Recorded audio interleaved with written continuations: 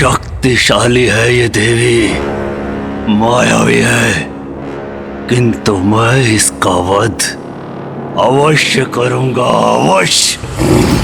एकाक्ष, तू अपने लोक में ही रहता, स्वर्गलोक का लोभ नहीं करता, देवताओं को प्रताड़ित नहीं करता तो ये सब नहीं होता। अभी भी समय है, जा अपने लोक लौट जा। तेरे लोक में कोई कमी नहीं है। पृथ्वी लोक के ऋषि और मुनियों के समान, देवलोक के देवताओं के समान, असुरों में भी अपना लोक संभालने का सामर्थ्य है। तेरे पूर्वज दारुक ने भी एक बहुत बड़ा अपराध किया था, किंतु उसकी पत्नी दारुका के कारण उसे एक नवीन जीवन प्राप्त हुआ। यह है एक स्त्री की शक्ति। इसीलिए अब स्त्रियों पर अत्याचार मत कर। जा अपने लोक लौट जा और वहां जाकर अपने मस्तिष्क, अपने जीवन को तपस्या से सींच।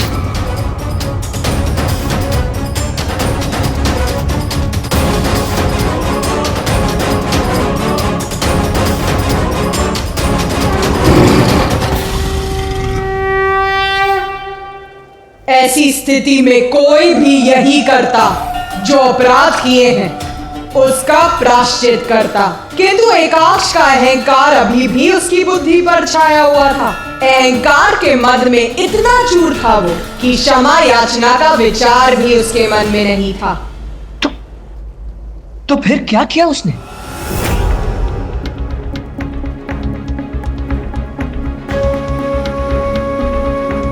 एकाक्ष ने अपनी असुर सेना का आवाहन किया।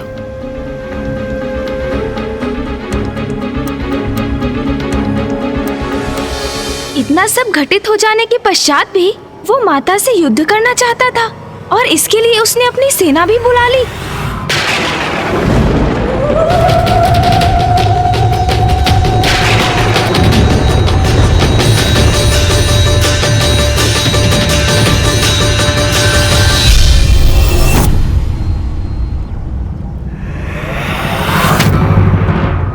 बहुत बहुत धन्यवाद इस मार्गदर्शन के लिए देवी।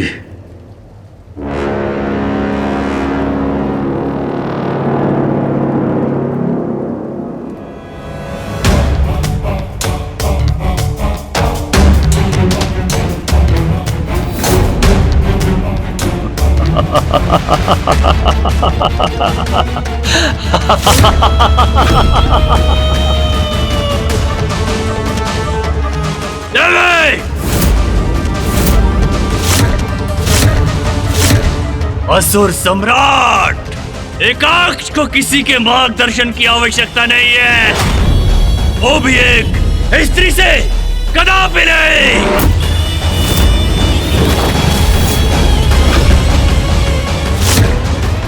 माता ने जो इसे अवसर दिया है उसे भी गवा रहा है ये दुष्ट। मार्गदर्शन तो अब मैं कराऊंगा तुम्हें, मैं।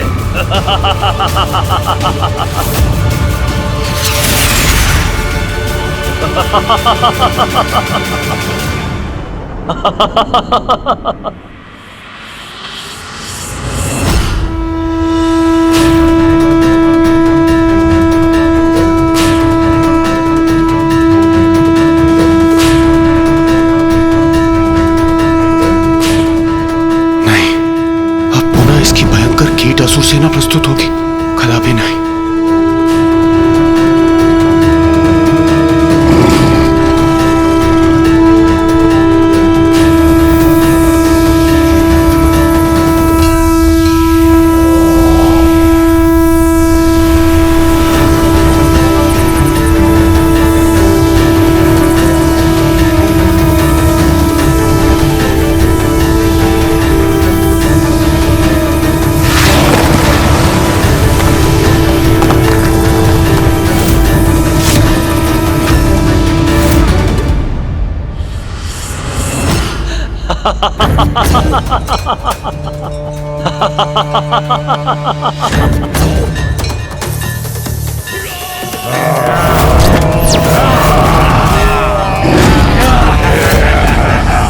क्या हुआ देव? मेरे इन कीट असुरों को देखकर स्तब्ध रह गई ना? क्या सोचा था तुमने देवी कि मैं असुर सम्राट एकाक्ष मात्र 2 असुरों के साथ तुम्हारे समक्ष आया हूं?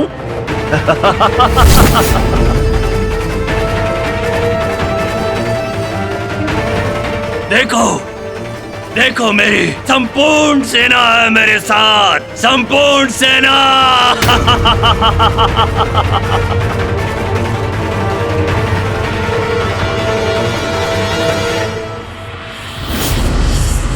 अब क्या करोगे तुम देवी? मेरी ये असुर सेना मेरे एक संकेत पर तुम्हारा और तुम्हारे सींग का भक्षण करेगी, भक्षण।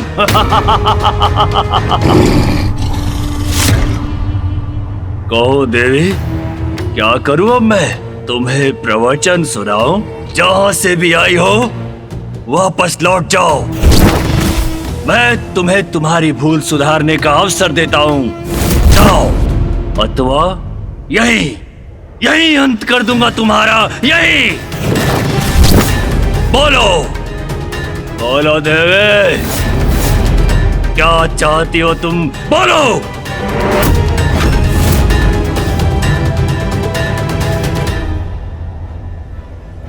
एकाक्ष ने अपनी कीट असुरों की सेना को बुला लिया।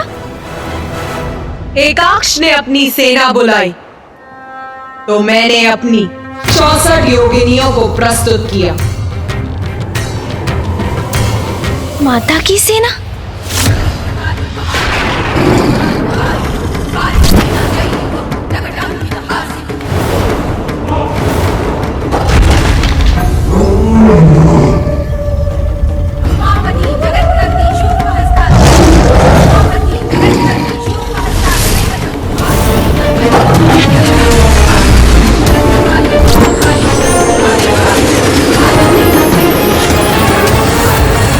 बहुरूप तारा, नर्मदा, यमुना, शांति,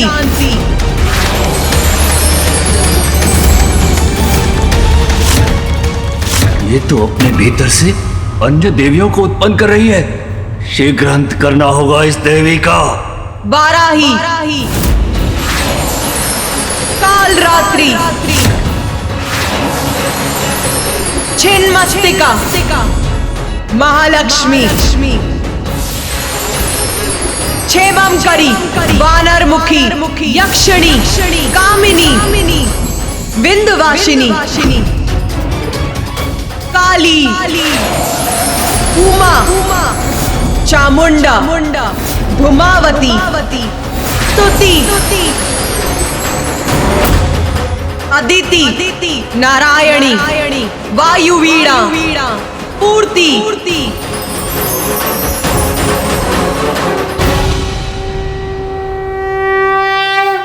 माता ने अपनी 64 योगिनियों का आवाहन किया, जो अपने विकराल रूप में यहां उपस्थित है।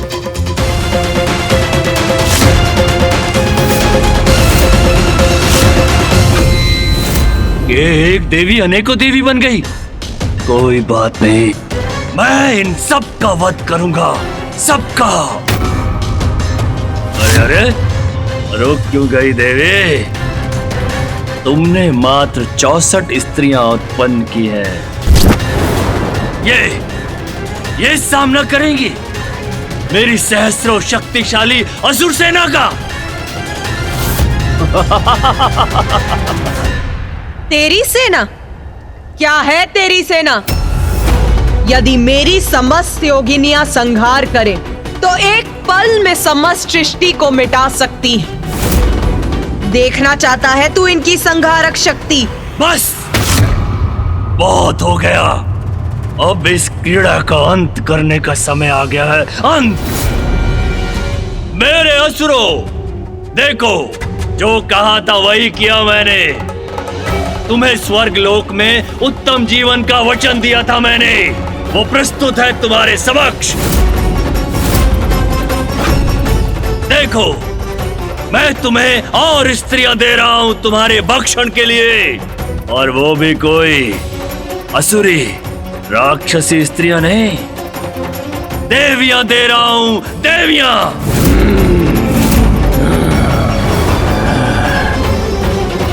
आरंभ करो, अपना भोज आरंभ करो। और उस देवी को मेरे आहार के लिए सुरक्षित रखना मत भूलना।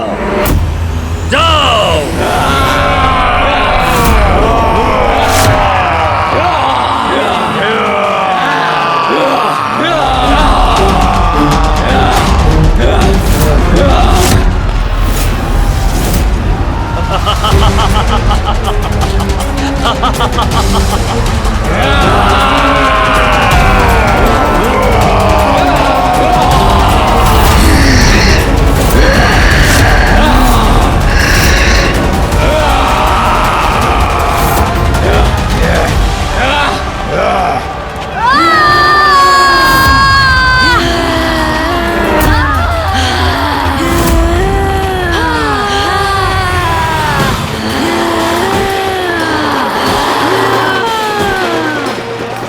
ये देवियां इतनी विशालकाय कैसे हो गई?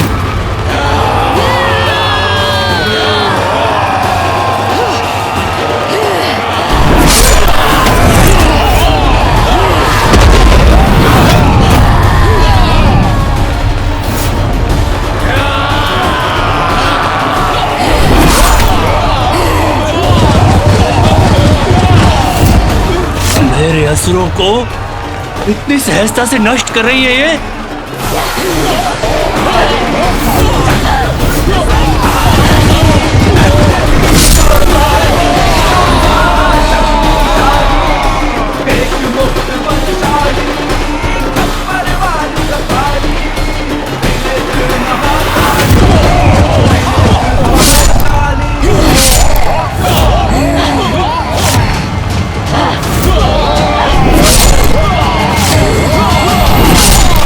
ये क्या हो रहा है? मेरे असुरों का ऐसा विनाश, वो भी इन देवियों के हाथों? ये संभव नहीं है, संभव नहीं है ये।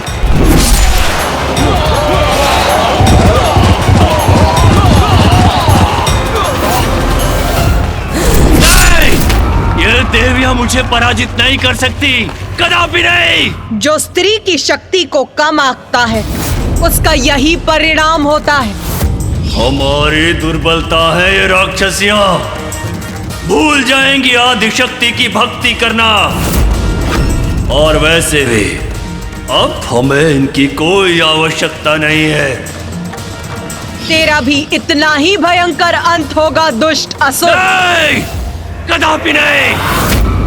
इन देवियों की स्रोत तुम, मैं तुम्हारा अंत करूंगा तुम्हारा। और मैं विजयी होऊंगा, विजय।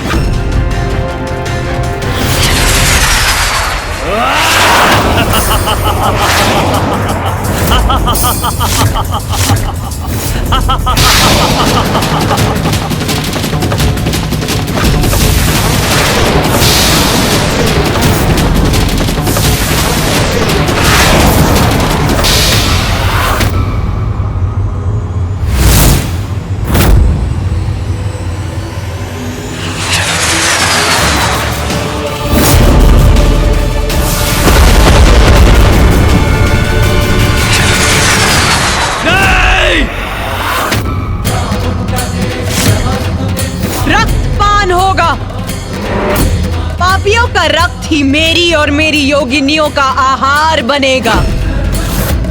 रक्तपान।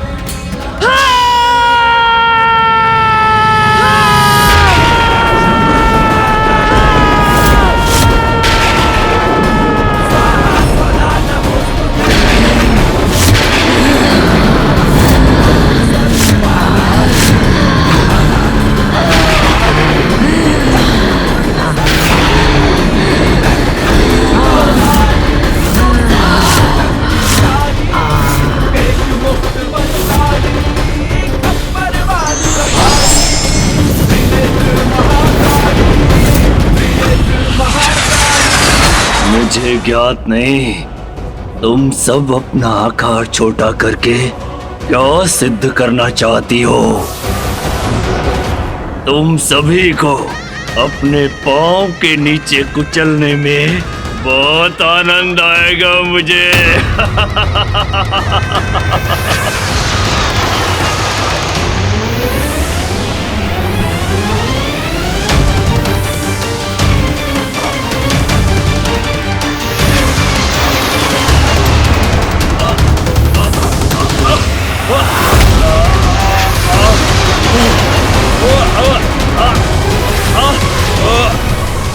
छोड़ो मुझे!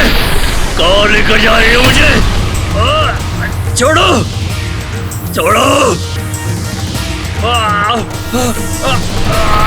छोड़ो! मैं कहता हूँ छोड़ो मुझे!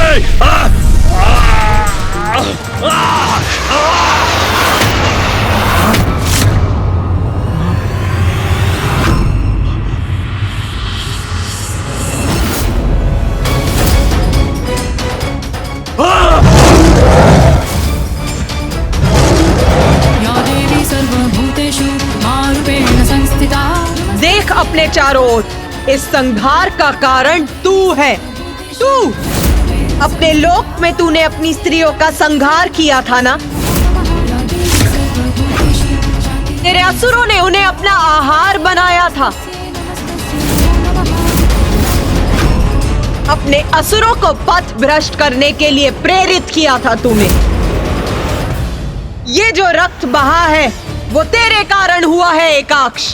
तेरे कारण दूसरों के कष्ट का कारण बनकर तू सुरक्षित कैसे बच सकता है? नहीं, कदापि नहीं। तूने जो किया वो अक्षम्य है।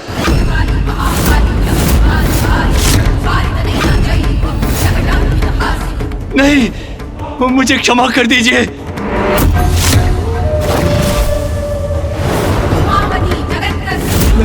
नहीं, नहीं, नहीं, नहीं, नहीं, नहीं, नहीं, नहीं, नहीं, नहीं।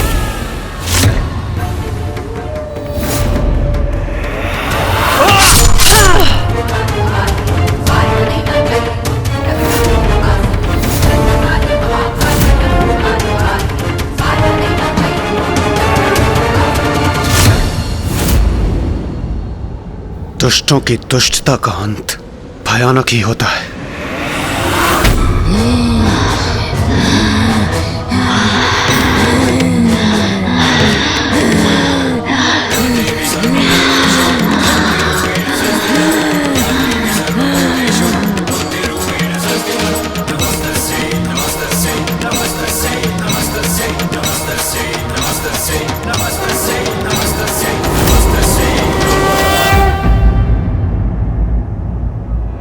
माता, आपने एकाक्ष का वध किया। आपकी 64 योगिनियों ने उस पापी की सेना का अंत किया। तो माता, क्या यही आपका छिन्नमस्ता स्वरूप था?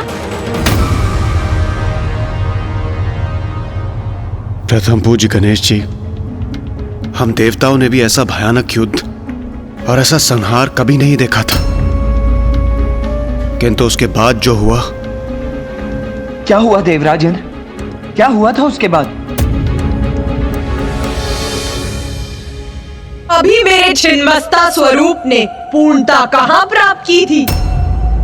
पूर्णता अर्थात माता? रक्त की पिपासा बहुत भयंकर होती, वो कभी नहीं मिटती है। असुरों का रक्त पान करने के बाद भी मेरी योगिनियों की पिपासा अभी शांत नहीं हुई थी। वो तो और बढ़ती जा रही थी। वो मुझसे और रक्त मांग रही थी।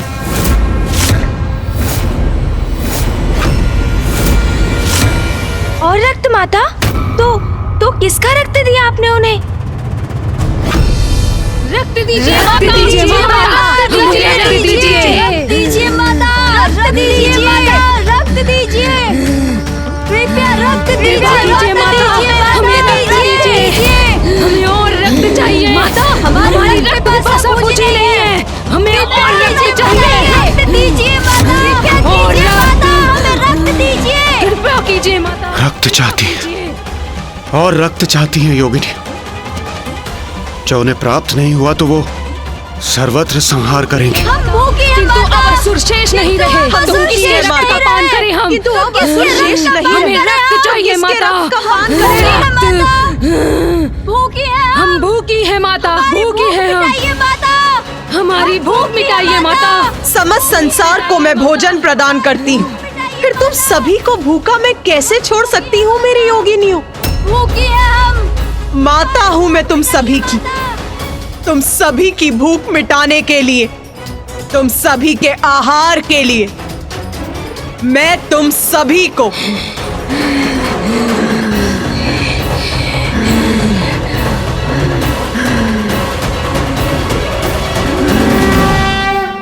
अपना रक्त दूंगी, अपना रक्त दूंगी, अपना रक्त दूंगी।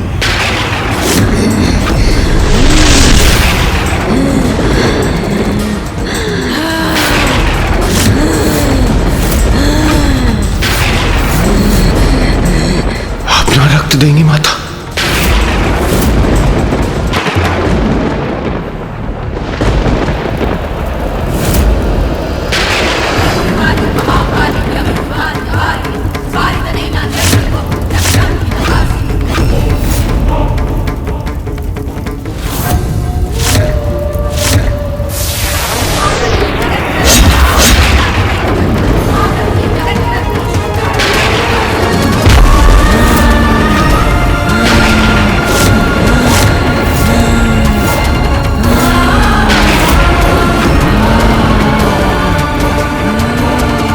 माता ने अपने ही शीश को अपने तन से विलग कर दिया।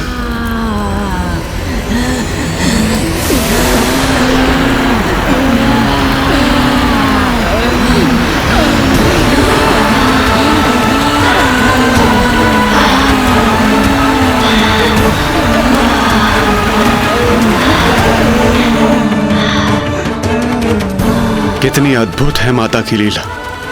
अपनी योगिनियों की तृष्णा को शांत करने के लिए वो स्वयं अपना ही रक्त बहा रही। जय मां छिन्नमस्ता।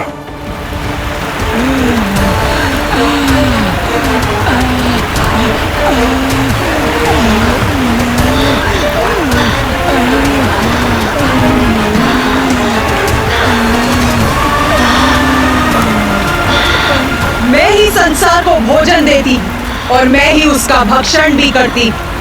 शक्ति के शीश विहीन होने पर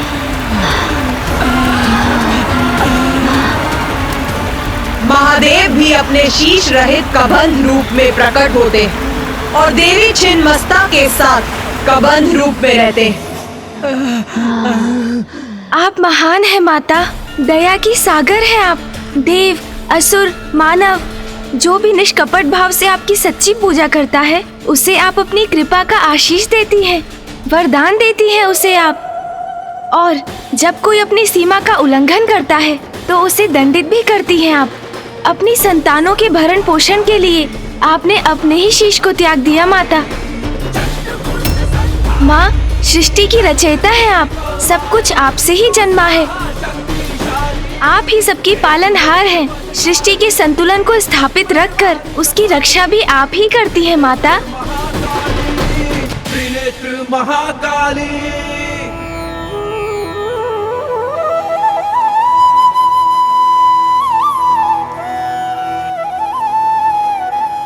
माता, आपका प्रत्येक स्वरूप आपकी शक्ति और आपकी लीला का अद्भुत अनुपम उदाहरण है। अब हमें अपनी माता छिन्नमस्ता के स्वरूप की महिमा और उसका फल बताने की भी कृपा कीजिए। मेरे इस रूप की कृपा से मेरे भक्तों को समूह स्तंभन की शक्ति प्राप्त होती और उसके शत्रु समूल नष्ट हो जाते हैं। प्रत्येक संघर्ष में उसे विजय प्राप्त होती और साथ ही उसे राजयोग भी प्राप्त होता है।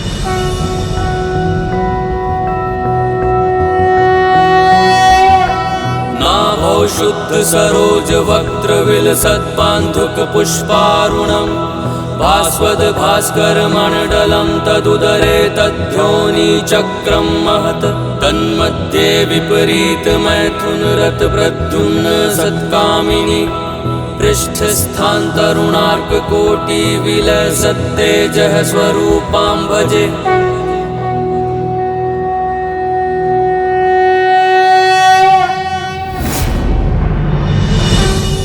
प्रणाम माता।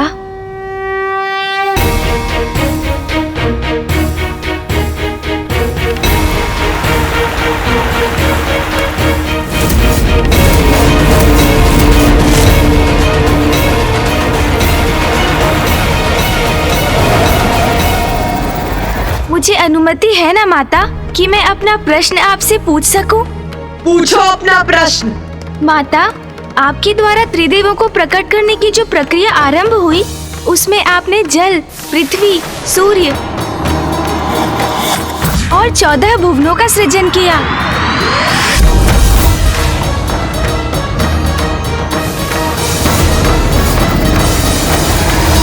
तत्पश्चात 84 लाख योनियों को आपने जीवन भी दिया और तब प्रजनन के माध्यम से जीवों को संतान भी होने लगे। इसके उपरांत आपके द्वारा सृष्टि की रचना का कार्य पूर्ण हो गया होगा ना माता? कार्य पूर्ण हो गया? बताओ मुझे गणेश, क्या है जीवन का चक्र? कैसे पूर्ण होता है वो? माता, सर्वप्रथम जन्म, फिर जीवन और फिर मृत्यु, यही जीवन का चक्र है।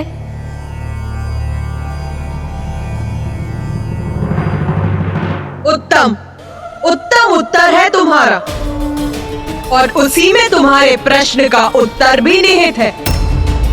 सुनो, जीव अब संतानों को जन्म दे रहे थे। जीवों की संख्या में वृद्धि हो रही थी, किंतु उनकी मृत्यु नहीं हो रही थी। इसीलिए प्रकृति में असंतुलन उत्पन्न होने लगा, और इसीलिए मेरे दूसरे अवतार के अवतरित होने के लिए ये आवश्यक हो गया।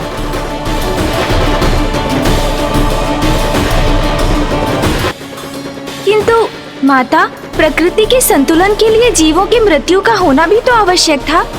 हाँ, इसीलिए जब तक जन्म, जीवन और मृत्यु का चक्र पूर्ण रूप से स्थापित नहीं होता, मेरा कार्य कहाँ पूर्ण हो सकता है? हाँ माता, किंतु माता, फिर सृष्टि पर जीवन चक्र, पृथ्वी पर प्रकृति का संतुलन कैसे स्थापित हुआ?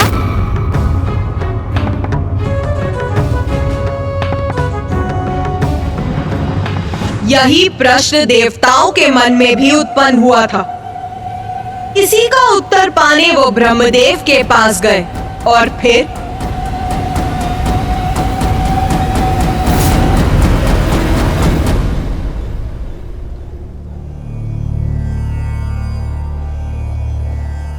प्रणाम ब्रह्मदेव।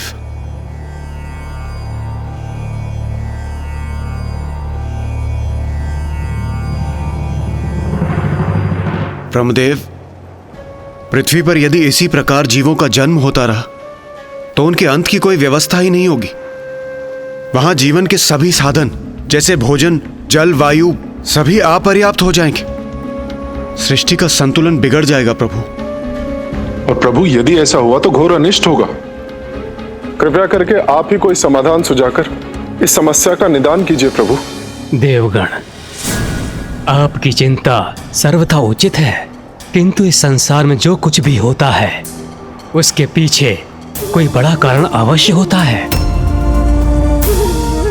जब देवी श्री महाकाली ने संसार के जीवों को प्रजनन क्षमता प्रदान की तो उन्हें भी इस परिस्थिति का पूर्वानुमान अवश्य होगा। इसका हल पाने के लिए हमें देवी श्री महाकाली की प्रार्थना कर उनसे हमारे मार्गदर्शन की गुहार लगानी चाहिए।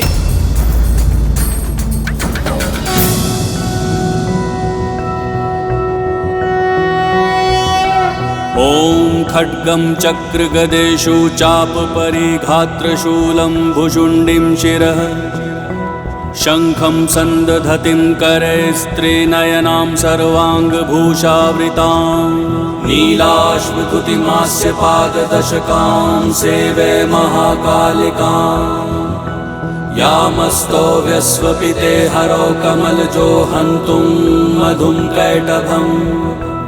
ॐ जयन्ती मङ्गलकाली भद्रकाली कपालिनी दुर्गा क्षमा शिवा धात्री स्वाहा स्वधा नमोऽस्तु ते।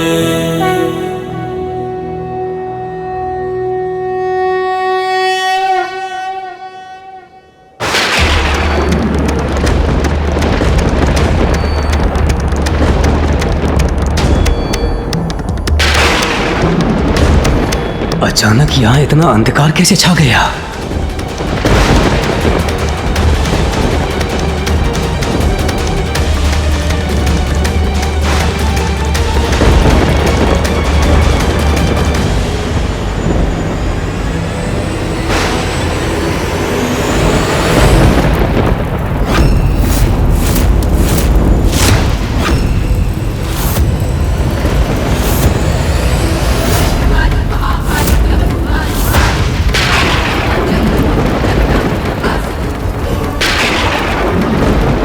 प्रणाम देवी भैरवी। प्रणाम देवी। मृत्यु मृत्यु मृत्यु मृत्यु मृत्यु मृत्यु है आपकी समस्या का समाधान। मृत्यु है आपकी। ब्रह्मदेव, पृथ्वी पर यदि इसी प्रकार जीवों का जन्म होता रहा तो उनके अंत की कोई व्यवस्था ही नहीं होगी। सृष्टि का संतुलन बिगड़ जाएगा प्रभु। और प्रभु यदि ऐसा हुआ तो घोर अनिष्ट होगा। कृपया करके आप ही कोई समाधान सुझाकर इस समस्या का निदान कीजिए प्रभु।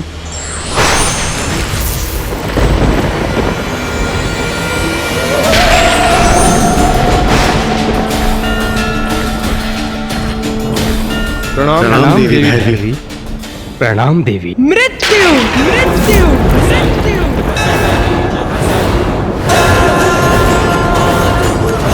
मृत्यु है आपकी समस्या का समाधान। आयु समाप्ति पर होने वाली स्वाभाविक मृत्यु। किंतु अभी मेरे द्वारा जीवों की आयु और मृत्यु का विधान निहित होना शेष है और अपने भैरवी स्वरूप में मैं वही करने आई हूँ। आयु समाप्त होगी तो जीव की मृत्यु हो जाएगी, ये तो उचित है।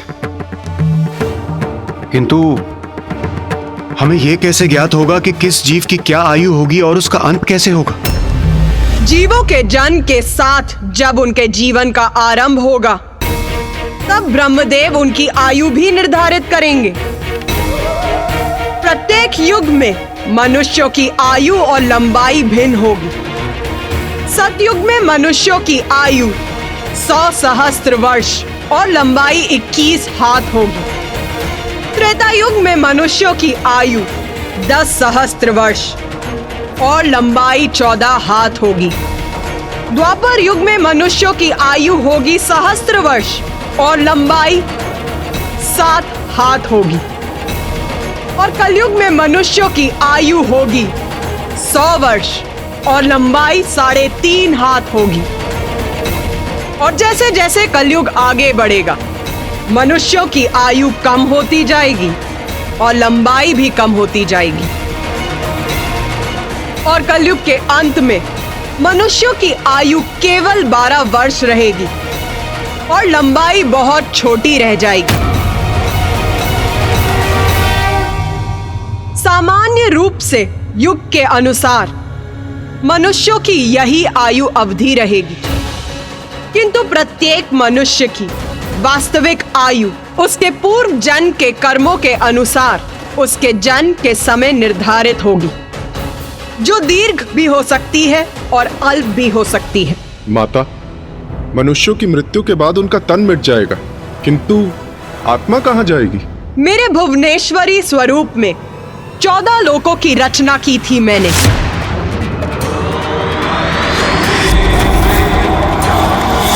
जिनमें आप सभी का निवास स्वर्गलोक भी है। अब मैं अपने भैरवी स्वरूप में उस विशेष लोक की रचना करूंगी जहां जीवन के उपरांत नश्वर शरीर के नष्ट हो जाने पर आत्माओं का वास होगा।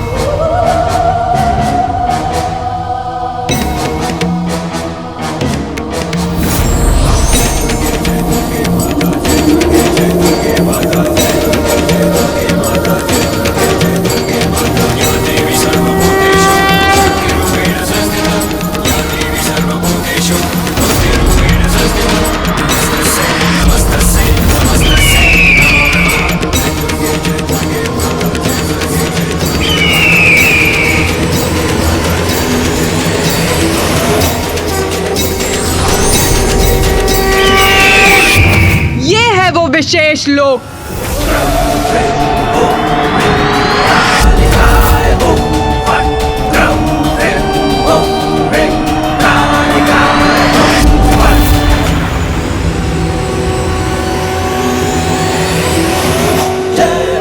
धर्म परायण और सदाचारी जीवों की आत्माओं को यहाँ स्वर्ग लोक के सुखों का अनुभव होगा, और जो दुराचारी और धर्म भ्रष्ट जीवों की आत्माएं होंगी, ये लोक उनके लिए नर्क के समान होगा।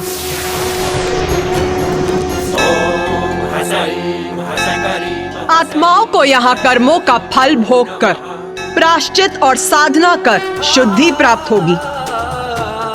प्रत्येक मनुष्य को उसके कर्मों के अनुसार मेरे देवी भुवनेश्वरी द्वारा रचित भिन्न लोकों में जाना होगा। जो सत्कर्म कर यहाँ पहुँचेंगे, उन्हें यहाँ के बाद स्वर्ग में स्थान प्राप्त होगा, और दुष्कर्मियों की आत्माओं को निम्न लोकों में जाना होगा। किंतु जिन जीवों के लिए भक्ति ही सर्वोपरि रही, मेरी या किसी अन्य ईश्वर की, उन्हें मोक्ष की प्राप्ति होगी, और वो विष्णु लोक, ब्रह्मलोक अथवा कैलाश अर्थात दिव्य लोकों में स्थित होंगे। अद्भुत माता, जीवन और मृत्यु के चक्र को स्थापित करने हेतु प्रकृति के संतुलन को सुचारू रूप से बनाए रखने के लिए आपने अपने माता भैरवी स्वरूप में एक ऐसे लोक का निर्माण किया जहां मृत्यु के उपरांत आत्माओं का निवास हो।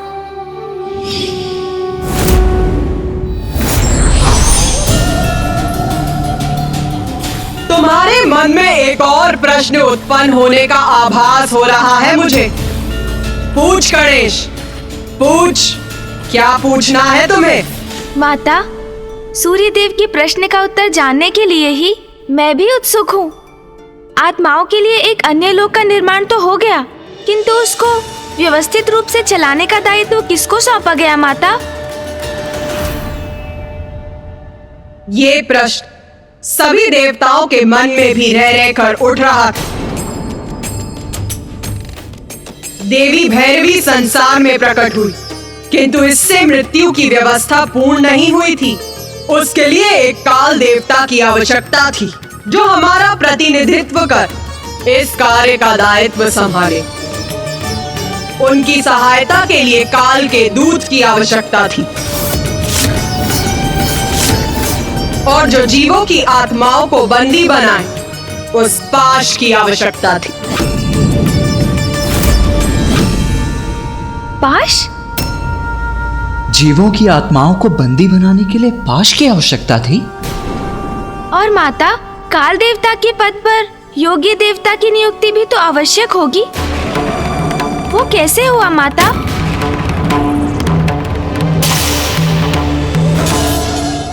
प्रश्न पूछ रहे हो तो उसका उत्तर पाने का धैर्य भी रखो। हमें क्षमा कीजिए माता। सर्वप्रथम ये प्रश्न सूर्यदेव के मन में भी उत्पन्न हुआ था, किंतु उन्हें कहा गया था कि इस प्रश्न का उत्तर उनसे ही जुड़ा हुआ था। उत्तर सूर्यदेव से जुड़ा था, अर्थात माता?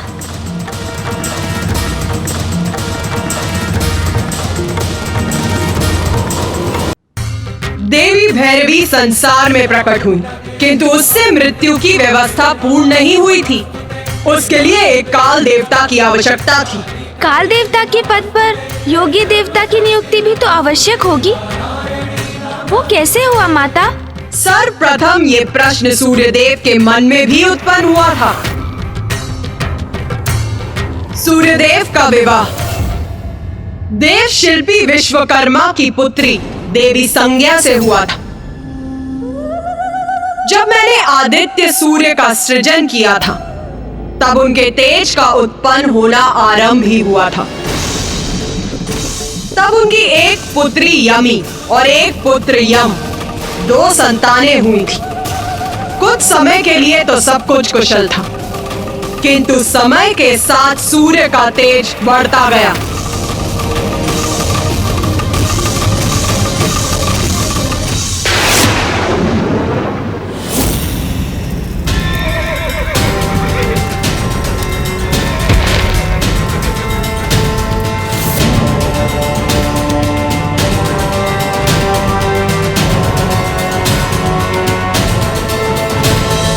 देवी संज्ञा,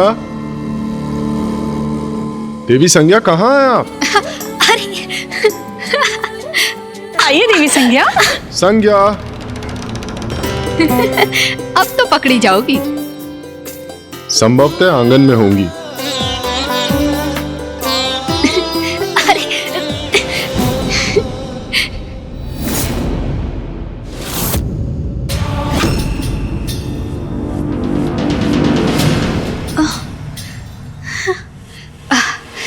इतना प्रचंड तेज, इतना तीव्र प्रकाश। ओह,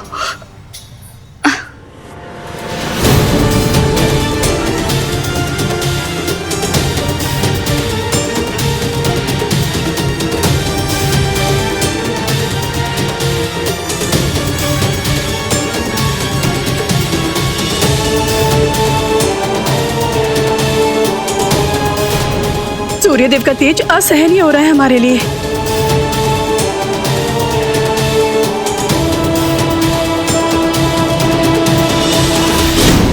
स्वामी, इस तीव्र ताप का यही अर्थ है कि स्वामी निकट हैं।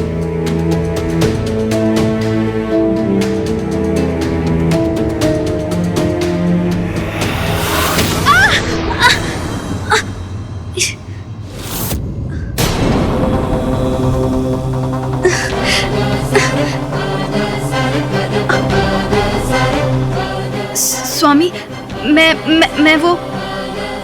देवी संज्ञा, क्या मुझे इतना भी अधिकार नहीं कि मैं अपनी पत्नी का स्पर्श कर सकूं? स्वामी, ऐसी कोई बात नहीं है, मैं तो बस।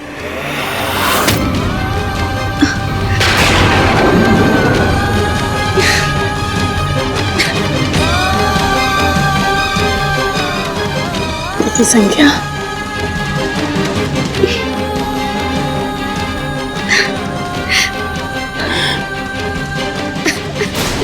देवी संज्ञा, धैर्य रखिए, सब ठीक हो जाएगा।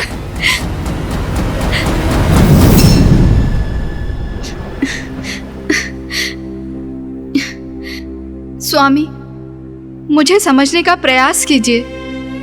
आपके प्रचंड तेज को सहने में मुझे बहुत कठिनाई होती है। तो आप मुझसे क्या अपेक्षा करती हैं देवी संज्ञा?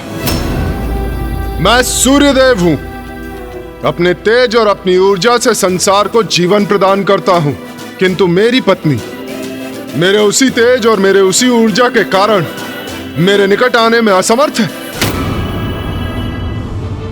और यदि ऐसा ही है तो क्या मैं यहां से कहीं चला जाऊं, अथवा आप सदा के लिए अपने पिता के निवास लौटना चाहती हैं? किंतु स्मरण रहे, आप सूर्यलोक की स्वामिनी है, आपके दायित्व है, आपका पुत्र है जो शीघ्र अपने तप के लिए प्रस्थान करने वाला है। और यदि आप भी यहां से चली गई तो मैं एकाकी कैसे रहूंगा? नहीं, आप कहीं नहीं जा सकती। समाधान भी आप ही को ढूंढना होगा, क्योंकि समस्या आपकी है, मेरी नहीं। आपका पति हूं मैं, और आपका सानिध्य प्राप्त करना मेरा अधिकार है।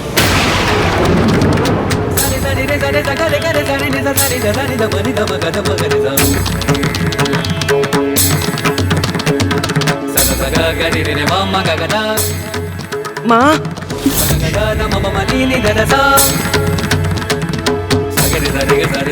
माँ,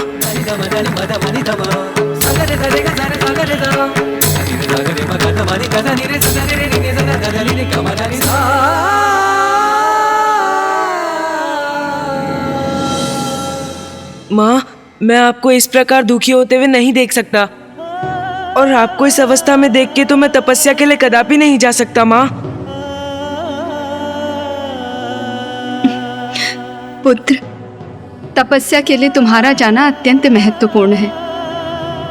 तुम धर्मपरायण हो और तप तुम्हारा धर्म है, इसलिए तुम्हारा तप के लिए जाना उचित है। तुम मेरी चिंता त्याग दो और तुम तपस्या के लिए अवश्य जाओ। मैं यहाँ कुशल रहूंगी। उचित है माँ। प्रणाम। माँ, मैं आपका आदेश नहीं टाल सकता, इसीलिए अवश्य जाऊंगा मैं, किंतु अपना तप संपन्न कर शीघ्र ही लौटूंगा।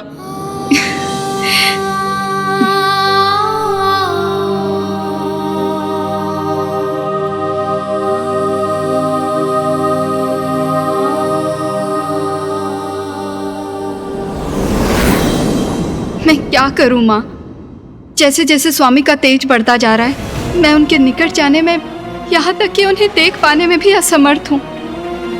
किंतु मैं अर्धांगिनी हूँ उनकी, मुझ पर अधिकार है उनका। मुझे कोई उपाय सुझाइए माता, मेरा मार्गदर्शन कीजिए। मैं करूँ तो क्या करूँ?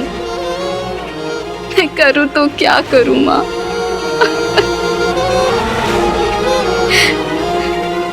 और आपको इस अवस्था में देख के तो मैं तपस्या के लिए कदापि नहीं जा सकता माँ। तुम धर्म परायण हो और तब तुम्हारा धर्म है। तपस्या, घोर तप करूंगी मैं, और मेरा तप मुझे मेरे स्वामी के तेज को सहने की शक्ति देगा। हाँ माँ, मैं तप करूंगी। किंतु स्मरण रहे, आपका पुत्र है जो शीघ्र अपने तप के लिए प्रस्थान करने वाला है, और यदि आप भी यहां से चली गई तो मैं एकाकी कैसे रहूंगा? किंतु मैं अपने तप के लिए यहाँ से कैसे जाऊं?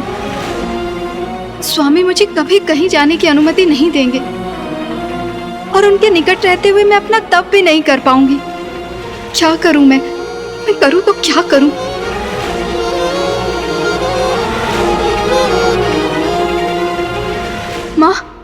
माँ, इस दुविधा से मुझे मुक्ति दिलाइए माँ।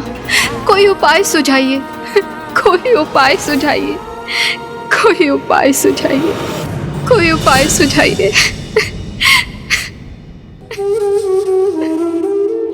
कोई उपाय सुझाइए माँ, कोई उपाय सुझाइए।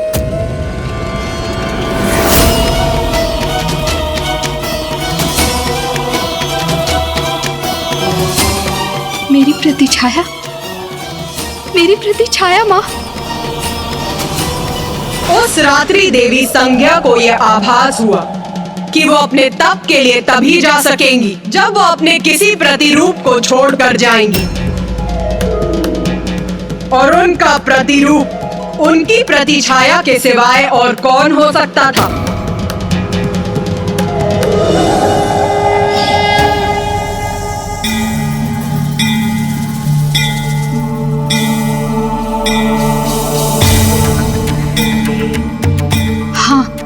यही उचित है, माँ का भी यही संकेत है। यही करूंगी मैं, अपनी इस छाया को यहाँ स्थित करूंगी।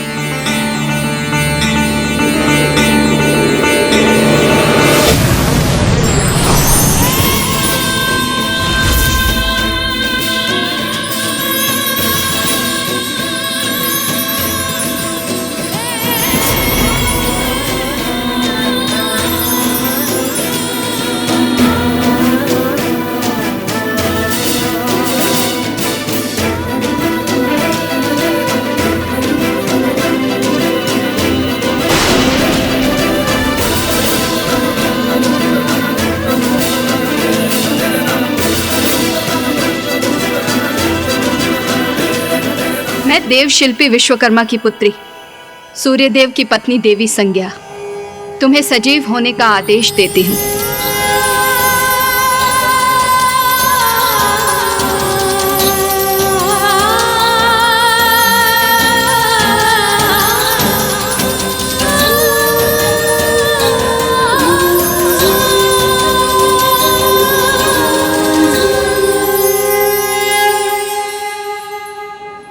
तुम छाया हो, मेरी प्रतिछाया।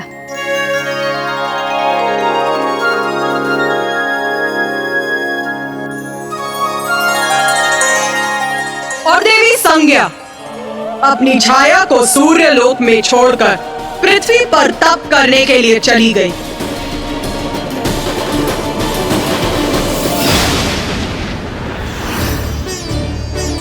स्वामी,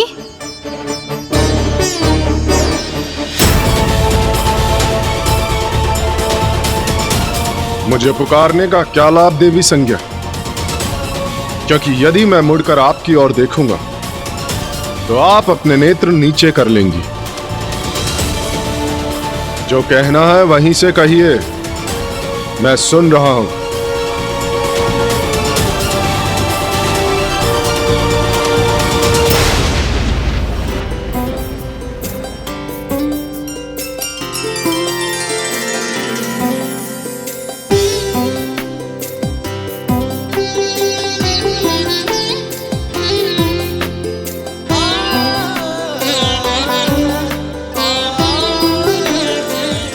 स्वामी, आपको पूजा का प्रसाद दिए बिना मैं आपको कैसे जाने देती?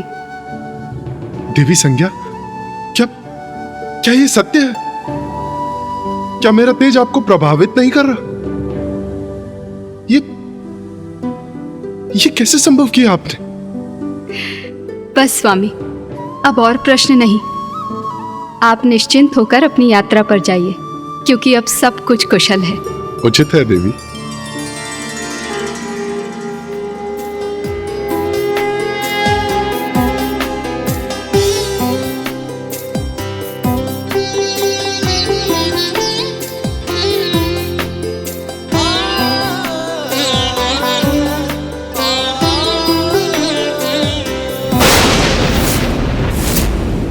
मैं देवी संज्ञा नहीं, छाया हूं सूर्यदेव। मैं आपकी पत्नी नहीं, मात्र उनकी प्रति छाया हूं। मैंने देवी संज्ञा को वचन दिया है कि मैं आपकी देखभाल करूंगी और किसी को भी ये ज्ञात नहीं होने दूंगी कि वो सहज आपका सानिध्य प्राप्त करने के लिए यहाँ से बहुत दूर तपस्या करने गई हैं।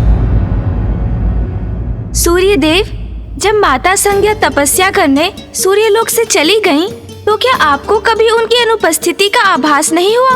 क्या ऐसा कभी प्रतीत नहीं हुआ कि छाया माँ संज्ञा माँ तो है ही नहीं? प्रथम पूज्य गणेश जी, देवी छाया देवी संज्ञा की प्रतिरूप थी।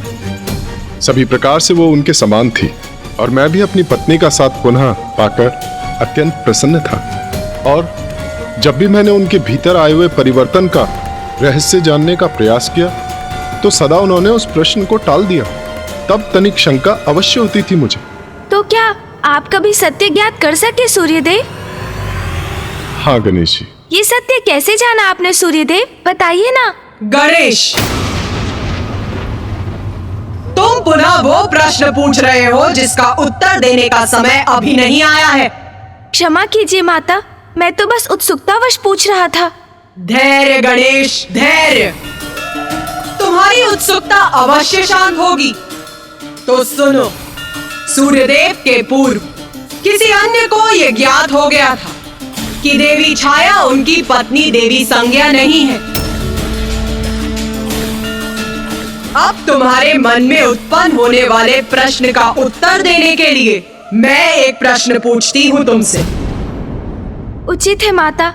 उस समय का विचार करो गणेश, जब देवी पार्वती में परिवर्तन आने प्रारंभ हुए थे तो सर्वप्रथम उसका आभास किसे हुआ था?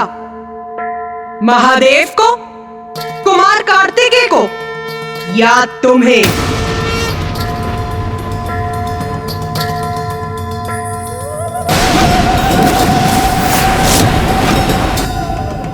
मुझे माता। ओह, मैं आपका संकेत समझ गया माता। तो सूर्यलोक में जो घटित हो रहा था उस परिवर्तन का सत्य सूर्यदेव से भी पूर्व माँ संज्ञा के पुत्र को ज्ञात हुआ।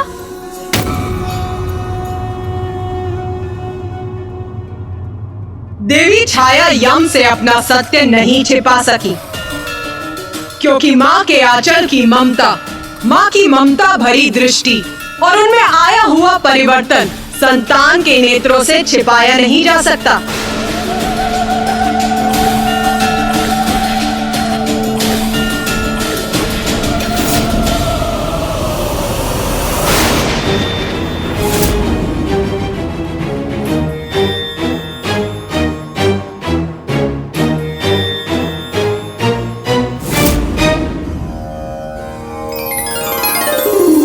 समय बीतता गया। सूर्यदेव और देवी छाया का सुखमय जीवन आगे बढ़ता रहा। उन्हें एक पुत्र शनि की भी प्राप्ति हुई। सब कुशल था, किंतु अब देवी संज्ञा के पुत्र यम अपना तप समाप्त कर वहां लौटने वाले थे।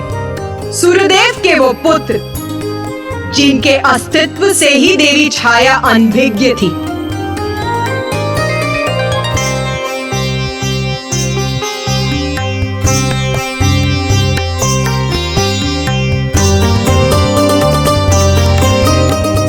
माँ कितनी आनंदित है, अर्थात यहाँ सब कुशल है।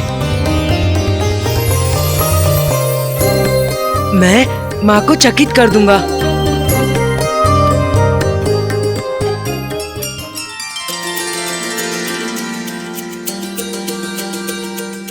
स्वामी,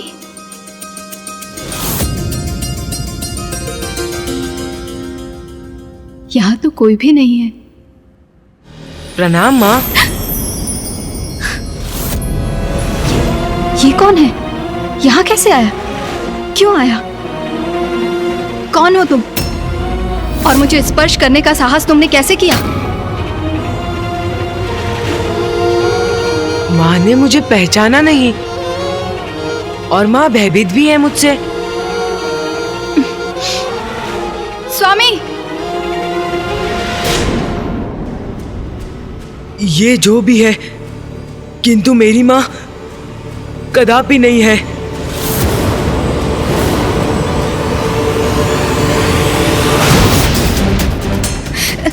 स्वामी, स्वामी, स्वामी देखिए वहाँ पे कोई है। वहाँ वो कोई है। कौन? वो वहाँ पे। ये अब समझा मैं। अचानक अपने पुत्र को देखकर आप फूले नहीं समा रही पुत्र? और अपनी प्रसन्नता व्यक्त करने के लिए शब्द नहीं है आपके पास, है ना? कौन है ये और यहाँ माँ के स्थान पर क्यों है?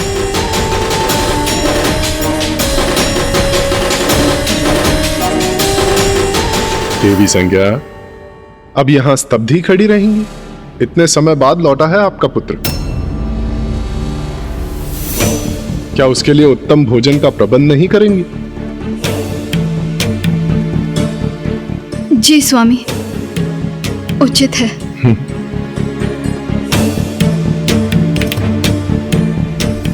पिताश्री, ये मेरी माँ नहीं है। ये मेरी माँ नहीं है पिताश्री। ये कैसा अनुचित कथन है यम का? ये क्या दृष्टता कर रहे हो तुम? ये तुम्हारी माँ नहीं है? ये कहने का क्या अर्थ है तुम्हारा? स्वामी, सूर्यदेव, आप अपने पुत्र पे क्रोध मत कीजिए। वो सत्य कह रहा है। वो सत्य कह रहा है। वो सत्य कह रहा है। मैं उसकी माँ नहीं। मैं देवी संज्ञा नहीं। मैं छाया हूँ, आपकी पत्नी देवी संज्ञा की प्रतिछाया। आपकी पत्नी देवी संज्ञा की प्रतिछाया। आपकी पत्नी देवी संज्ञा की प्रतिछाया। देवी संज्ञा की छाया? मेरी पत्नी की छाया? मैं देव शिल्पी विश्वकर्मा की पुत्री, सूर्यदेव की पत्नी देवी संज्ञा, तुम्हें सजीव होने का आदेश देती हूँ।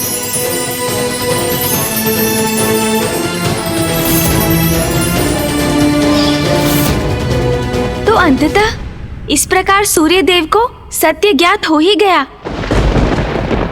हाँ, देवी छाया ने अपना सत्य विस्तार से सूर्यदेव को बताया और उन्हें आभास हो गया कि अपने अत्यधिक तेज के कारण वो अपनी पत्नी देवी संज्ञा का सानिध्य प्राप्त नहीं कर सकते।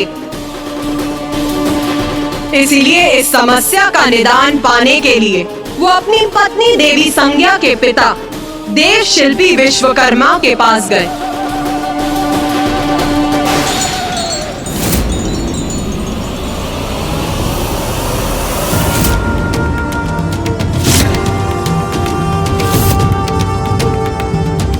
मैं अपना तेज घटा नहीं सकता और मेरे तेज के कारण आपकी पुत्री और मेरी पत्नी संज्ञा मेरे निकट नहीं आ सकती।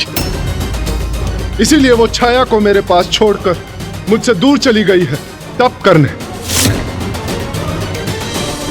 अब आप ही इस समस्या का कोई निदान सुझाइए ससुर श्री। बताइए मुझे कि मैं क्या करूं? मैं क्या करूं?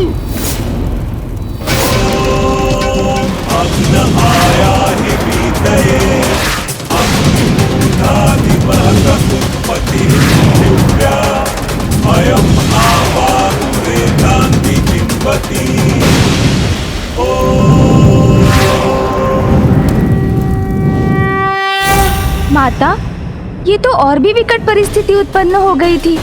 तो विश्वकर्मा जी ने क्या सुझाव दिया?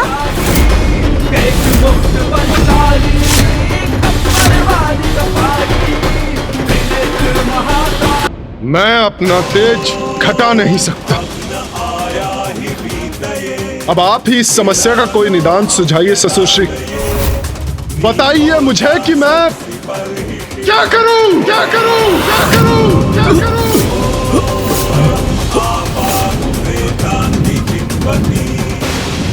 इस लोह पात्र में गिरकर सूर्य देव की किरणें शिथिल पड़ रही हैं।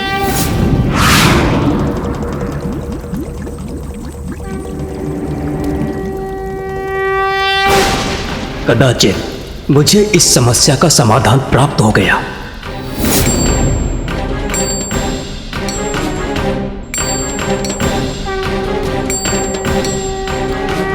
संसार के महानतम शिल्पकार विश्वकर्मा ने सूर्यदेव की समस्या का समाधान ढूंढ लिया और अपने विशेष उपकरणों से उनके तेज को खंडित किया।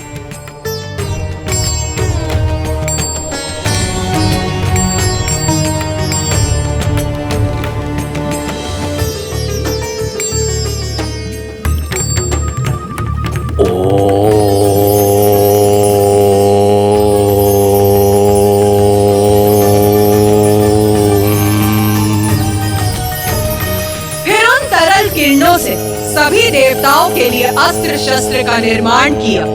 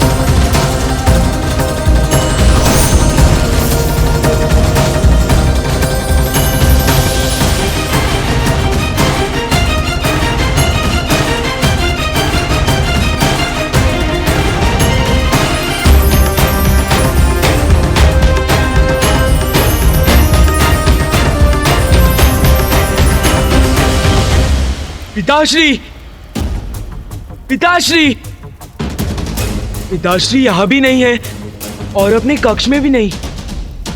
क्या वो नाना जी के स्थान से अब तक लौटे नहीं?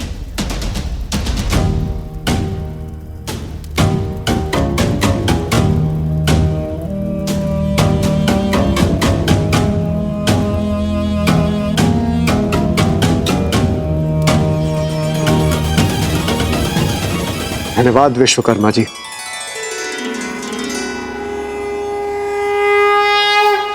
एक और तो सभी देवताओं को उनके नवीन शस्त्र प्राप्त हो गए, तो वहीं दूसरी ओर अभी भी कुछ किरणें शेष थी, जो कदाचित विश्वकर्मा को आदेश दे रही थी कि उन्हें उन शेष किरणों का उपयोग कर एक और शस्त्र का निर्माण करना चाहिए।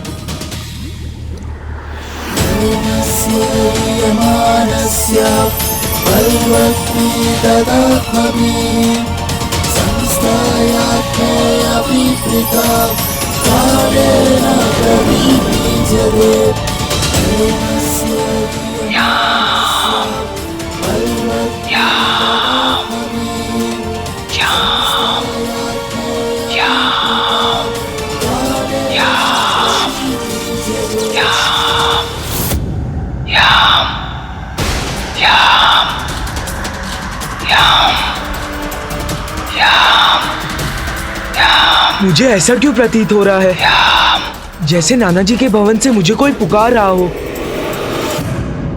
ये किस प्रकार के शस्त्र का निर्माण किया था देवशिल्पी विश्वकर्मा जी ने माता? वो साधारण अस्त्र नहीं, मृत्युपाश था। मृत्युपाश था। मृत्युपाश था। ऐसा पाश जो जिसका भी स्पर्श करे उसकी तत्काल मृत्यु हो जाए। फिर क्या हुआ माता? मुझे स्मरण है उस पाश पर तो यमराज का अधिकार है, तो उन्हें वो पाश कैसे प्राप्त हुआ माता? इस बार किसी देवता ने नहीं, स्वयं मृत्युपाश ने अपने स्वामी को चुना।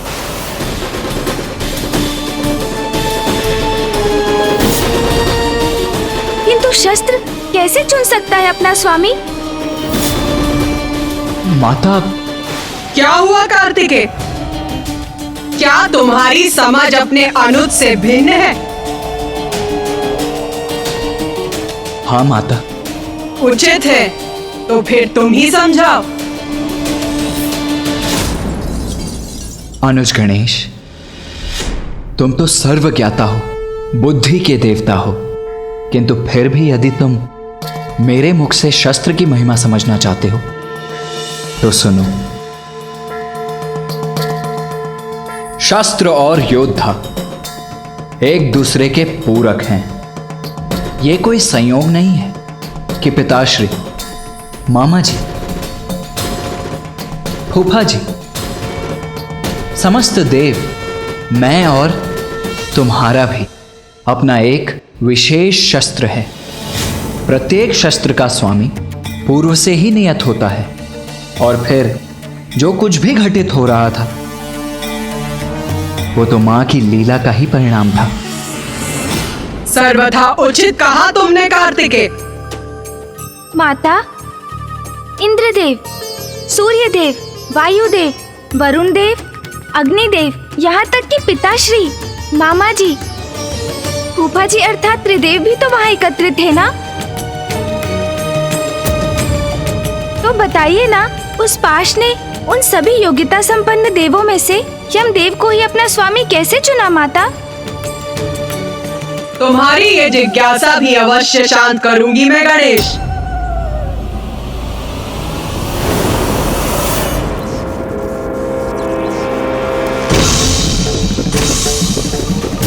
अद्भुत है ये शस्त्र, ये पाश।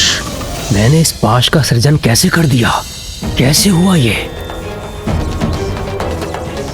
इस पाश का स्वामित्व तो देवराज अर्थात मुझे ही प्राप्त होना चाहिए। प्रभु, महादेव, ये पाश, मुझे तो कुछ भी स्मरण नहीं है कि मैंने इसे कब, कैसे और क्यों रचा।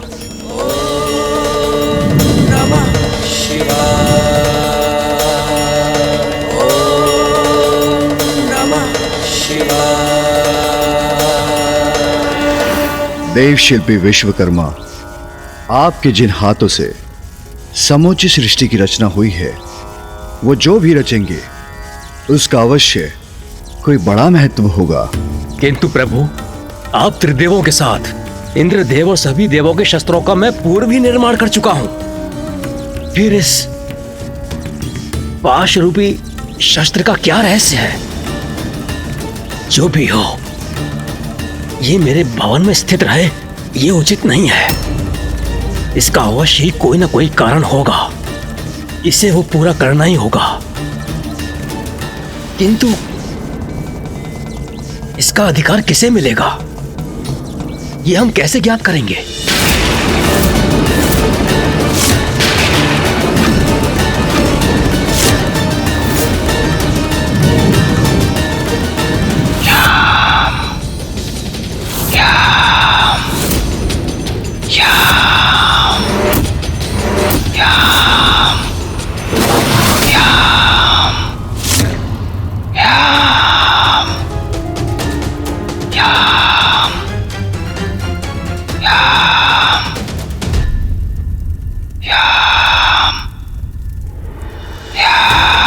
नाना जी के भवन से ये कौन मेरा आवाहन कर रहा है रह रहकर?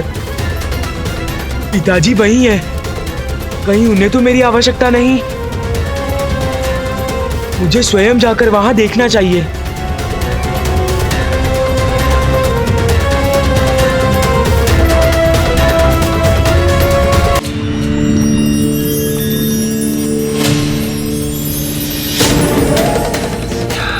मैंने इस पाश का सृजन कैसे कर दिया? कैसे हुआ ये? मुझे ऐसा क्यों प्रतीत हो रहा है जैसे नाना जी के भवन से मुझे कोई पुकार रहा हो। मुझे स्वयं जाकर वहां देखना चाहिए।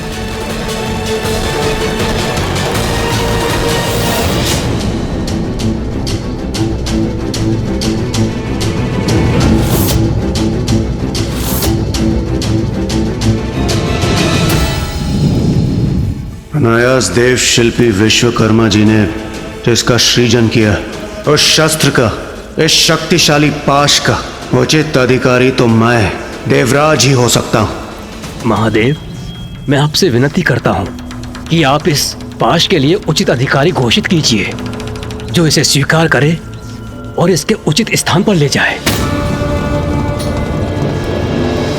यदि महादेव ने इसे स्वीकार कर लिया तो मैं इस पाश से वंचित रह जाऊंगा, किंतु इसका प्रथम अधिकार तो कदाचित उन्हीं का है। देव शिल्पी विश्वकर्मा जो आत्माओं के लोक का दायित्व संभालेगा, वही इस पाश का अधिकारी होगा।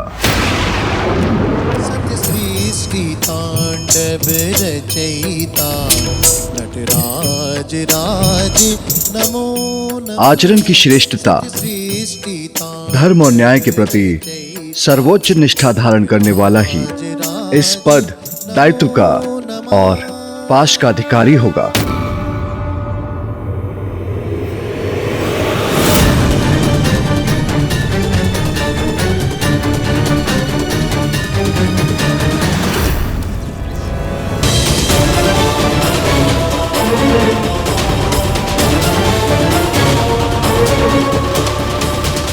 देवगण, मुझे ज्ञात है आप सभी इस पाश को पाने के लिए लालायित हो रहे हैं, तो संकोच मत कीजिए। आप इसे पाने का प्रयास करने के लिए स्वतंत्र हैं। उचित है। महादेव, नारायण और ब्रह्मदेव को इस पाश की कोई आवश्यकता नहीं, और उनके बाद तो वरिष्ठ मैं ही हूं। मैं ही इस पाश के योग्य हूं। देवराजेंद्र, मन की इच्छा को भीतर मत रखिए। अब तो महादेव की भी अनुमति है। यदि आप इस पाश को प्राप्त करना चाहते हैं तो आगे बढ़िए, प्रयास कीजिए। जो आज्ञा नारायण।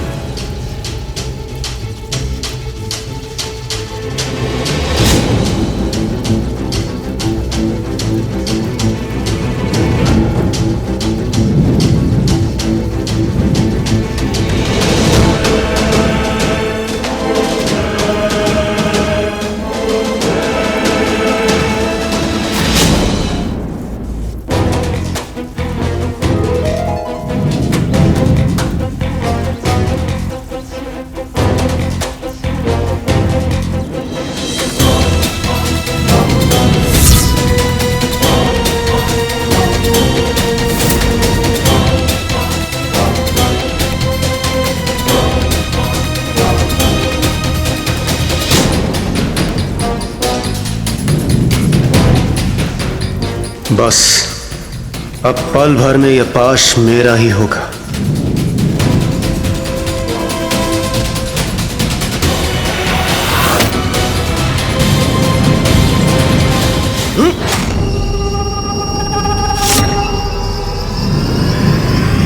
अरे, इस पाश ने तो मुझे जकड़कर अपने वश में कर लिया।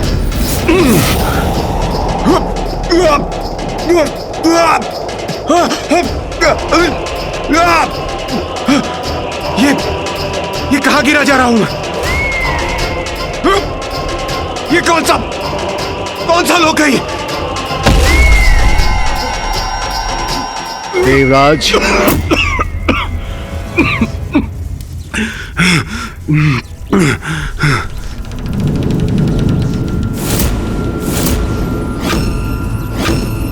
क्या हुआ देवराज? आप कुशल तो है ना?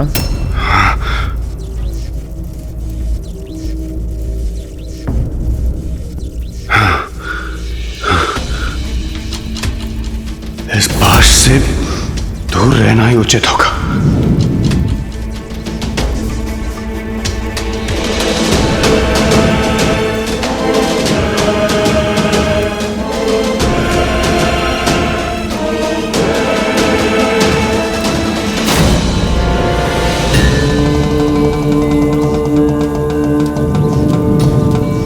कैसे अद्भुत और शक्तिशाली अस्त्र का निर्माण हुआ है मुझसे, जिसे देवराज इंद्र भी नहीं संभाल पाए। कोई तो अवश्य होगा जो इसका अधिकारी बनेगा।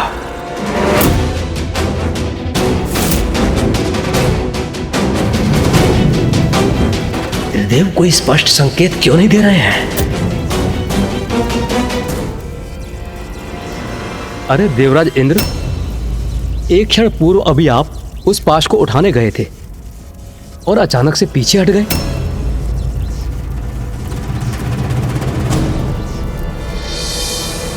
अग्निदेव, यदि आपकी इच्छा है तो आप स्वयं प्रयास क्यों नहीं कर लेते? समझ गया मैं। इंद्रदेव पाश को अपने वश में नहीं कर सके, इसलिए ऐसे वचन बोल रहे हैं। मैं अग्नि का देवता हूं, इसलिए ये पाश तो मेरा ही होना चाहिए।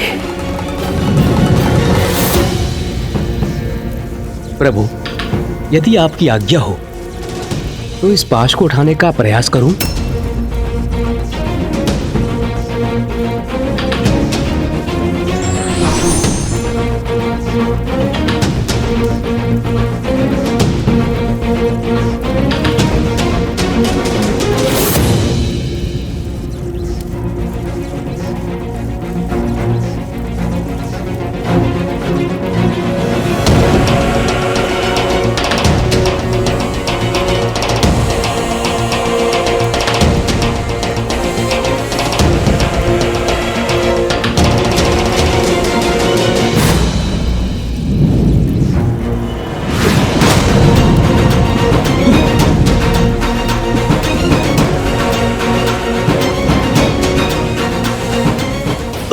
मेरे हाथ इन अंधकारी छिद्रों में कैसे फंस गए मेरे हाथ? सहायता कीजिए, कोई मेरी सहायता कीजिए।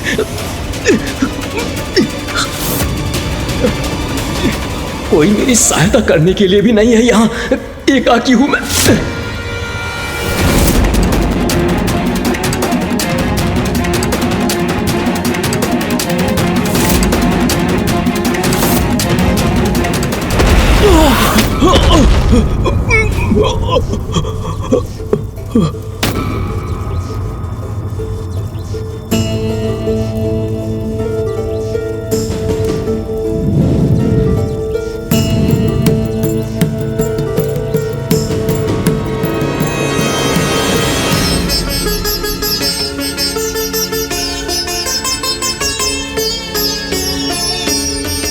इंद्रदेव, अग्निदेव,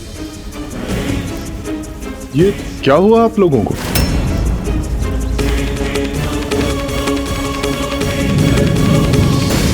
ये तो स्पष्ट है कि देवराज इंद्र और अग्निदेव दोनों इस पाश के उत्तराधिकारी नहीं हैं। किंतु क्या अब शेष देवताओं में कोई इसे प्राप्त करने का प्रयास करना चाहेंगे?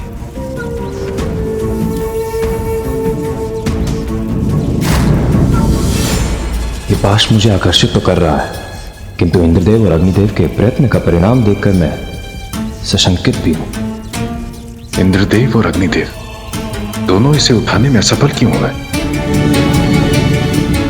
किंतु यह आवश्यक नहीं कि जो पाश इंद्रदेव और अग्निदेव नहीं प्राप्त कर सके वो मैं भी ना उठा सकूं। इस पाश को पाकर अपनी प्रतिष्ठा बढ़ाने के इस स्वर्ण अवसर को गंवाना उचित नहीं।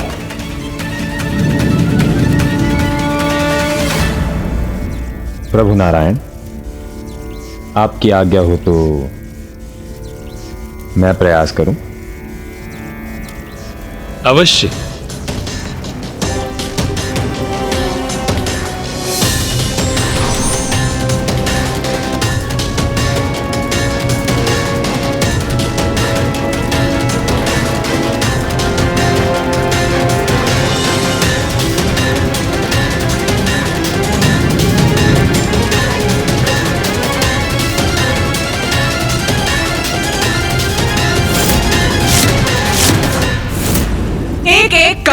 सभी देवताओं ने उस पाश को अपने वश में करने का प्रयास किया और असफल हुए।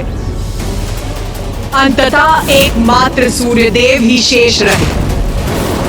ये पाश जिसका निर्माण मेरी किरणों के तेज से हुआ है, उसने सभी अन्य देवताओं को अस्वीकार कर दिया। त्रिदेव तो पूर्व में ही स्पष्ट कर चुके हैं कि ये पाश उनके लिए नहीं, तो क्या मैं इसका अधिकारी हूं?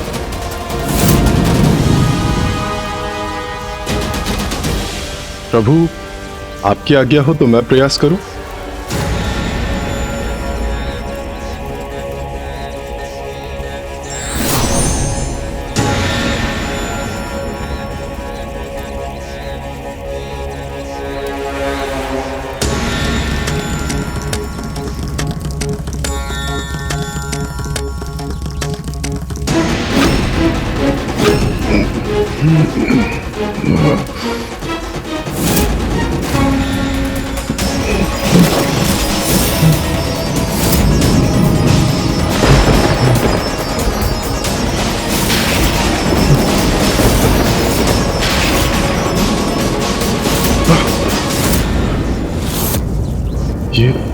ये कैसा विचित्र दृश्य दिखाई दिया मुझे।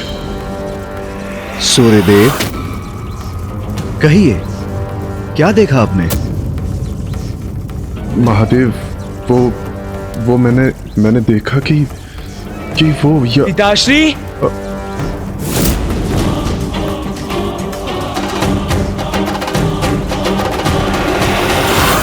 यम, पुत्र यम, तुम यहां?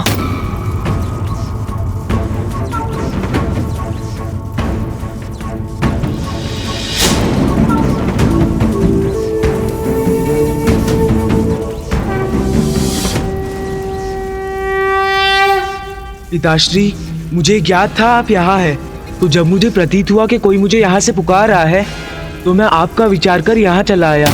यम को प्रतीत हो कोई पुकार रहा है उसे यहाँ से, और मैंने जो दृश्य देखा, तो क्या यम? पुत्र यम, उचित समय पर उचित स्थान पर पहुंचे हो तुम।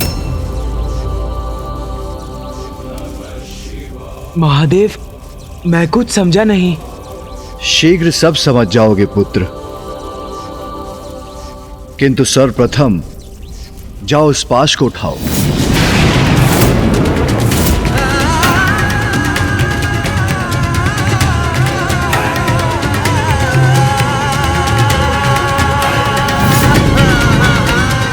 उस पाश को उठाऊं? ये महादेव क्या आदेश दे रहे हैं मुझे? ऐसा क्या विशेष है उस पाश में? महादेव, यम को पाश लेने के लिए क्यों कह रहे हैं? महादेव, ये उचित होगा क्या? मेरा अर्थ है, यम तो एक मात्र नवयुवक है। इस पाश को इतने सबल, इतने शक्तिशाली देव नहीं उठा पाए, तो क्या यम? चिंता मत कीजिए देव शिल्पी विश्वकर्मा जी, यम को प्रयास तो करने दीजिए। जाओ यम, उस पाश को प्राप्त करो। जो आज्ञा प्रभु। महादेव, नारायण, ब्रह्मदेव।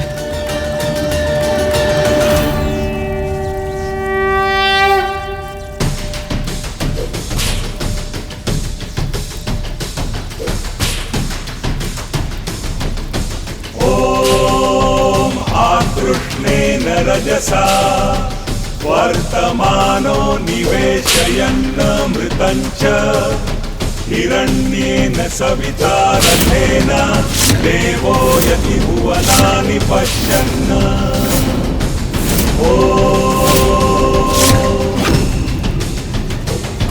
ॐ अग्निमूर्धादिवः उत्पत्तिः पृथिव्या अयम्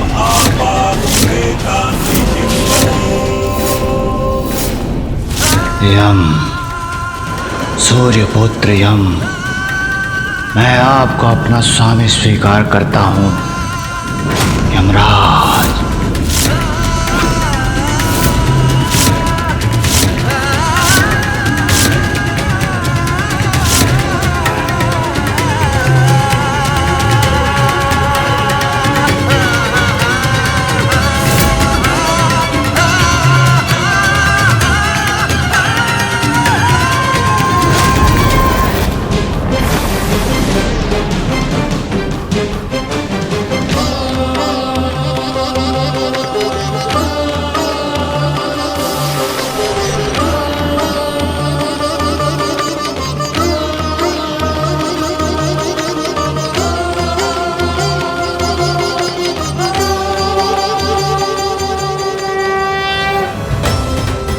आश्चर्य है, पाश ने यम का स्पर्श स्वीकार कर लिया, अर्थात यम ही इसका अधिकारी है।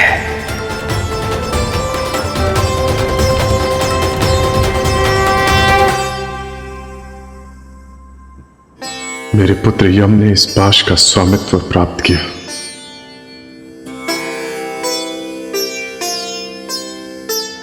तुम तो केवल एक साधारण बालक हो यम।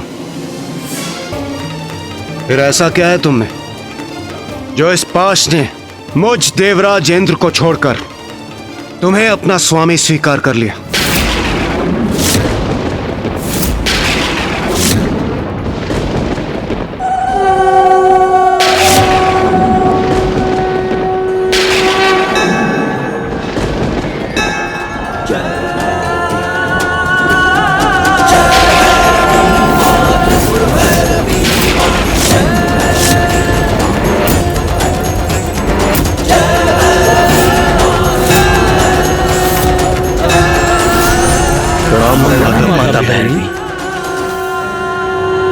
देवराज, आप ही अपनी समस्या लेकर मेरे पास आए थे और अब मेरे समाधान देने पर आप मेरी लीला पर संदेह कर रहे हैं, प्रश्न उठा रहे हैं मुझ पर। नहीं नहीं माता, मुझे आपकी लीला पर कदापि संदेह नहीं है। मुझे तो बस ज्ञात करना था कि यम ही क्यों? क्योंकि यम उत्तम आचरण, धर्म परायणता और न्यायपरता में श्रेष्ठतम है। क्षमा कीजिए माता, किंतु ये सब मेरी समझ के परे है। यम, तुम्हें एक अत्यंत महत्वपूर्ण कार्य हेतु चुना गया है। जिस पाश ने तुम्हें चुना है वो मृत्यु पाश है, जो आज से यम पाश भी कहलाएगा।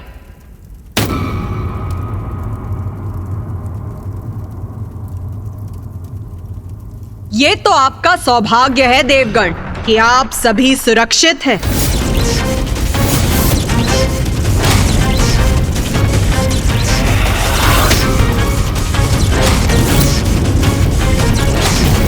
क्योंकि अब अपने स्वामी के हाथों में इस पाश की शक्ति अपनी पूर्णता प्राप्त कर चुकी है और अब जो भी इसका स्पर्श करेगा वो तत्काल मृत्यु का भागी बनेगा।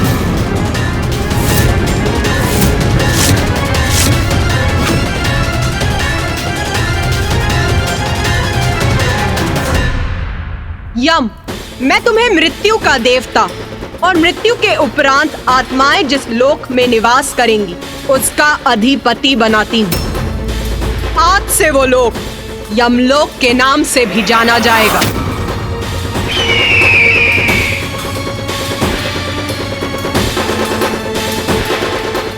और उसकी व्यवस्था को सुचारू और नियंत्रित रूप से चलाने का दायित्व तुम्हारा होगा।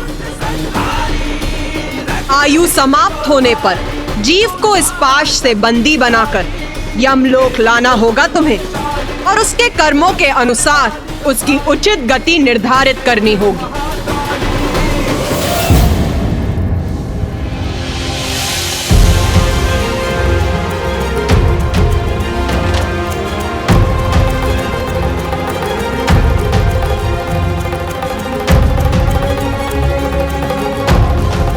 जो आज्ञा माता।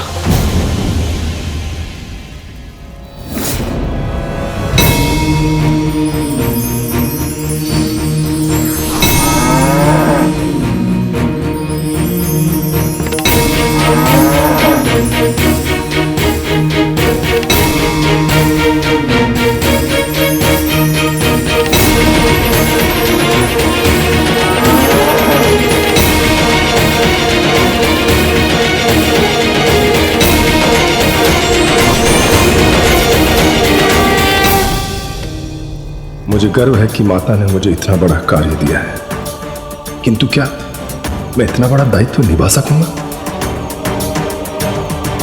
इस दायित्व को निभाने में चित्रगुप्त और यमदूत तुम्हारे सहायक बनेंगे।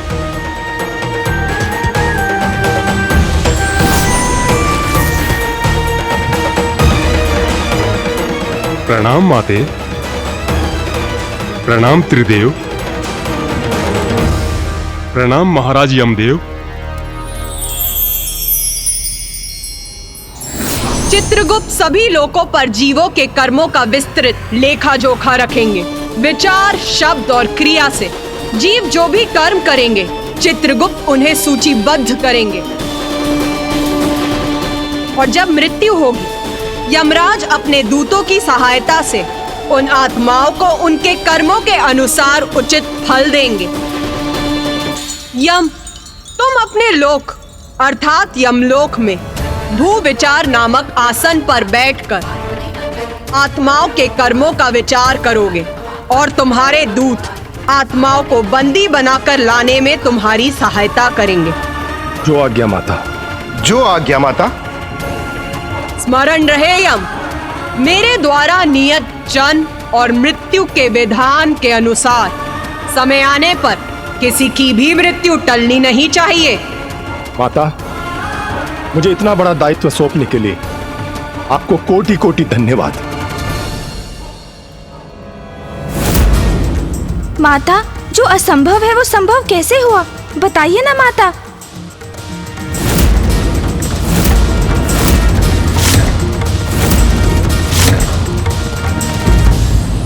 योग्य व्यक्ति को उसकी योग्यता के अनुसार उत्तरदायित्व दिए जाते हैं, इसलिए श्रेष्ठ नहीं, योग्य बनने का प्रयास करना चाहिए।